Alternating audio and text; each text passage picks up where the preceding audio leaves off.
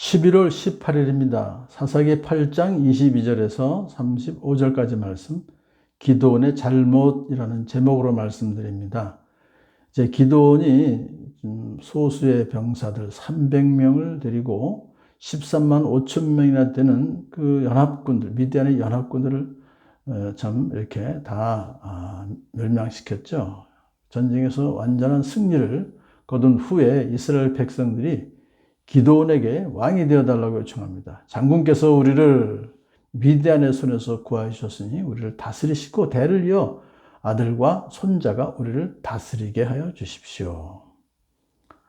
그동안 사사가 여럿이 있었지만 이스라엘 백성들이 그들에게, 사사들에게 왕이 되어달라고 요청하는 추대하는 없었어요. 근데 처음이에요. 기드온을 왕으로 추대하는 것인데 이것은 잘못된 것이죠. 하나님께서는 이미 모세에게 왕이 필요하다는 좀 말을 하면 백성들이 하나님께서 왕을 세워주시겠다 했어요. 그러므로 이스라엘 백성이 진정 왕이 필요하다고 판단이 되어지면 하나님께 간구해서 그래서 왕을 세워달라고 하는 것이 마땅한 것이죠. 그러자 기드온은 그들의 제안을 거절했습니다. 왜냐하면 미디안과의 전쟁에서 승리한 것은 자신의 힘과 능력에 의해서가 아니라 전적으로 하나님의 능력으로 된 것인 것을 너무나 잘 알고 있었기 때문에 그렇죠. 나는 여러분을 다스리지 않을 것입니다. 나의 아들도 다스리지 않을 것입니다. 오직 주님께서 여러분을 다스리실 것입니다. 맞는 말이죠. 자, 그러면서도 기드온은 전리품 중 금고리를 달라고 요구합니다. 백성들에게. 여러분이 얻은 전리품 가운데서 귀고리 하나씩을 나에게 주시오. 근데 그 귀고리는 다 미디안군이 이제 귀고리인데 다 금 귀고리입니다. 그래서 그걸 달라고 했더니 예, 기꺼이 드리겠습니다. 당연하죠. 백성들이야 뭐 왕으로 지금 섬기겠다는데 왕은 안 하고 금고리만 좀 달라. 당연히 드리죠. 그의 요청으로 가져온 그 금 귀고리가 무려 1700세겔이 돼요.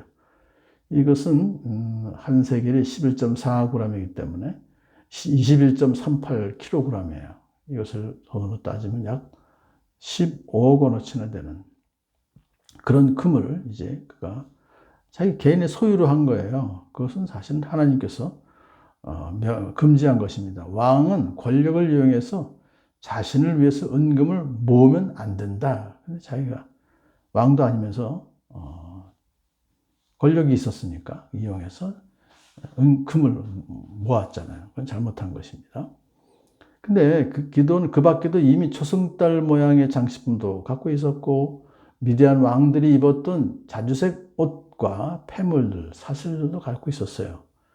왕은 좀 거절했지만 그 왕 같은 그런 것들을 다 그가 누리고 있는 것이죠.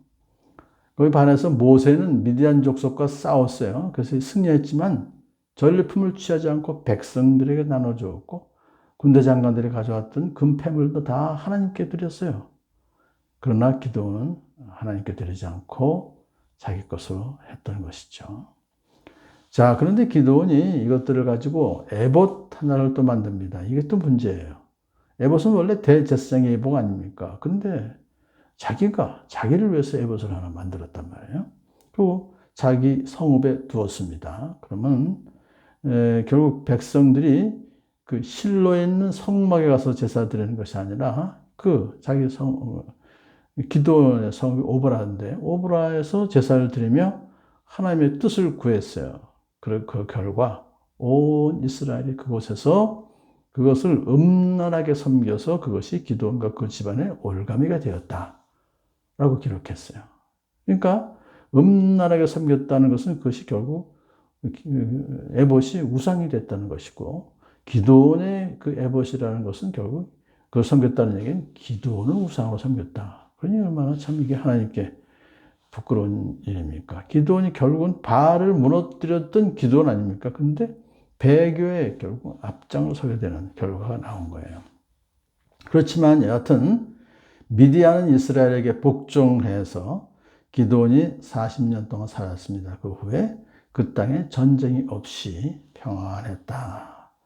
그래도 하나님께서는 기드온이 살아있는 동안에는 더 이상 미디안 족속들이 비록 그냥 유지만 했지 공격은 하지 못했던 것을 하나님께서 막아주신 것이죠.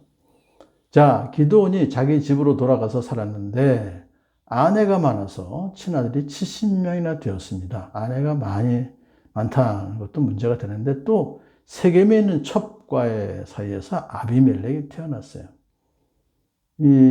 하나님께서는 일부 일처 제도를 세우셨죠. 근데 기드온은 일부 다처 제도를 공연히 실시하고 있었고 더 나아가서 첩까지도 두어서 아들을 또 거기서 낳죠.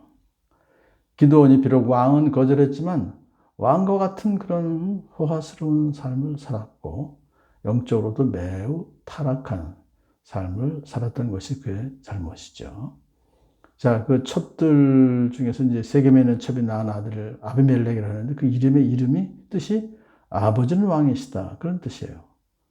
사실상 왕도 아닌데 그렇게 자기가 아버지가 왕이래요. 그러니까 벌써 이미 그들은 왕과 같은 생활을 하고 있는 것이죠. 70명의 아들 이름 중 다른 아들들 이름은 밝히지 않았어요. 근데 유독 아비멜렉이라는 이름만 밝힌 것을 보면 훗날에 그가 문제를 일으키게 된 것을 미리 암시하는 것이죠. 기드온이 나이가 많아서 죽으니 이스라엘 백성들이 다시 바알을 섬기고 바알 브릿을 자신의 신으로 삼았다. 그냥 바알을 일시적으로만 섬긴 것이 아니라 아예 우리는 바알의 백성입니다 라고 언약으로 다짐했다는 뜻이에요. 얼마나 그들이 타락했는지 몰라요. 그러면서 이스라엘 자손은 주위의 모든 적으로부터 자기들을 건져내신 주 하나님을 기억하지 않았다라고 기록을 해요. 그들은 40년 전에 기드온을 통해서 자기들을 구원해 주셨던 하나님의 역사마저 모조리 잊어버렸던 것입니다. 만일 그들이 이러한 과거를 조금이라도 기억했더라면 그렇게 타락한 그런 일은 없었을 것입니다. 또 기드온이 이스라엘에게 선을 베풀었지만 아무도 그 가족에게 은혜를 베풀지 않았다. 은혜를 갚지 않았다라고 기록해요. 그러니까 하나님만 기억하지 않은 것이 아니라 기드온도 그들은 완전히 잊어버린 거죠. 그러니까 기드온의 가문이 더 이상 그들의 욕망을 채워줄 수 없다는 것을 너무나 잘 알기 때문에 그들이 이제 기드온마저도 다 은혜를 갚지 않고 잊어버렸다는 것을 말해요. 자, 결국은 이스라엘 백성도 참 욕망 때문에 그렇게 됐지만 그렇게 된 결과의 원인 중에 하나가 기드온이 결국은 욕망의 눈이 어두워서 그렇게 됐다는 것을 뜻하죠. 그러니까 이 사사기 저자가 기드온의 잘한 것만 기록한 것이 아니라 잘못됐던 것도 이렇게 기록한 것을 보면 그는 인간의 한계성을 보여준과 동시에 후세 사람들로 하여금 교만하지 못하도록 하는 교훈적 의미도 있는 것입니다.